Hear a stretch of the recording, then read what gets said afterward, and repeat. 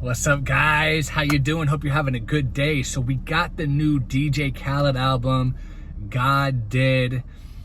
This thing is absolutely loaded with features, and we're gonna get into all of that. But the point of this video today is, as you guys know if you've been here before, we're gonna do a sales prediction on what we think it's gonna sell in the first week. But let's talk about this thing, okay? He has literally, this is the, like, I've been listening to DJ Khaled since 2006 when Holla At Me came out with Lil Wayne, Paul Wall, you know that song, fire song.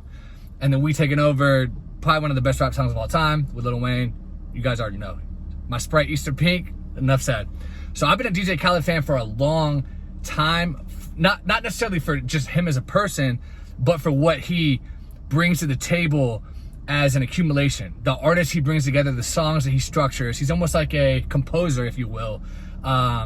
You know, putting the band together and, you know, like an A&R and getting the right songs at the right moment with the right beat. So I respect the hell out of him for that, right?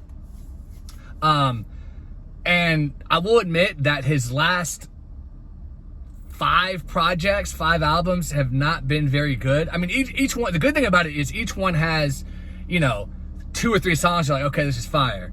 But then the rest is so bloated. And one of the things I don't like that DJ Khaled does is he adds so many R&B singers, and I'm just not a fan of R&B music at all, okay? So when he adds like Bryson Tiller and Rihanna to songs, I'm just like, ugh, I don't want to hear that. So that's just a complete waste to me. So I don't know if it's the R&B stuff that he's been adding to his stuff or what is going on, but a lot of his past like 5 albums haven't been good. Of course, you got the great songs like I'm the One and things like that, that make it worth at least giving a listen to. But overall, it's just been super lackluster. But this one, God Did, is the most stacked I've ever seen. I mean, he finally got an Eminem feature. Let's talk about that. I mean, come on, Eminem. I know he's wanted an Eminem feature for a while. He's got Drake on a couple of songs. He's got Jay-Z, who supposedly talks about the whole Meek Mill situation that happened because Meek Mill left Jay-Z's Rock Nation management group or whatever you call it. He's got Juice WRLD, which, by the way, this Juice WRLD song that's on here, he changed the name. He called it Juice WRLD Did. The song originally leaked about a year or 2 ago, and it was called Another One. Really good song. Not one of Juice WRLD's best songs. I'm a huge Juice WRLD fan. It's not one of Juice WRLD's top songs by any stretch of the imagination, but I will say, taking this song and putting it on a DJ Khaled album was genius. Because the whole song, the chorus is, I'm like, DJ Khaled, I got another one. I mean, that is so absolutely perfect to add to this album. I can't stress that enough. That was a genius move. So I don't know if that was DJ Khaled or somebody said, hey man, have you heard this Juice WRLD song that leaked? Check it out. And then he heard it and he was like, wow, I got to put it on my album. I don't know how all the behind the scenes stuff went on, but that was absolutely genius.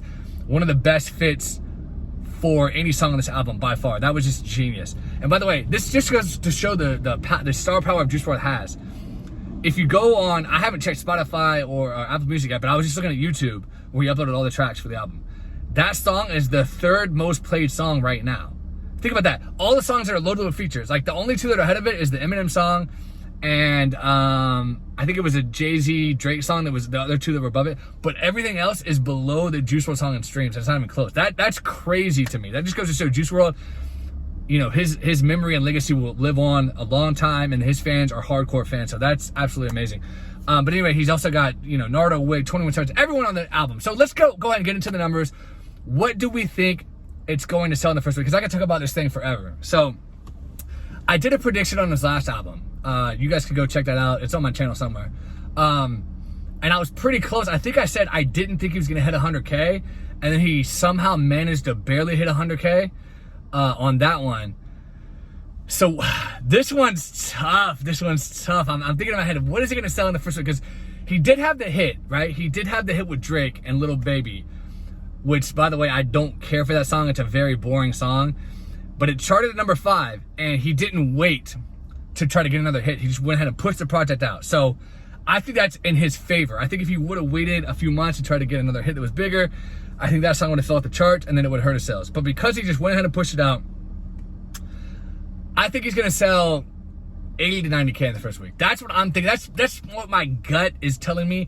But it could actually outsell his last one. If he sold like 110 or 115, I wouldn't be shocked. And I could see it maybe getting up to 110 or 115. But right now, if you guys look, sales of albums in general in every genre are down across the board right now. Like, really down. I mean, artists that you know, used to sell 100K are now selling 30, 40K. Artists used to sell 50K are now selling like 15K.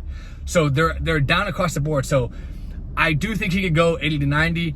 If he goes 80 to 90, he's gonna debut at number 2, probably on the charts, behind Bad Bunny, who's been selling 100,000 every week since he dropped. So he's gonna have to hit 100,000 if he wants to go number 1.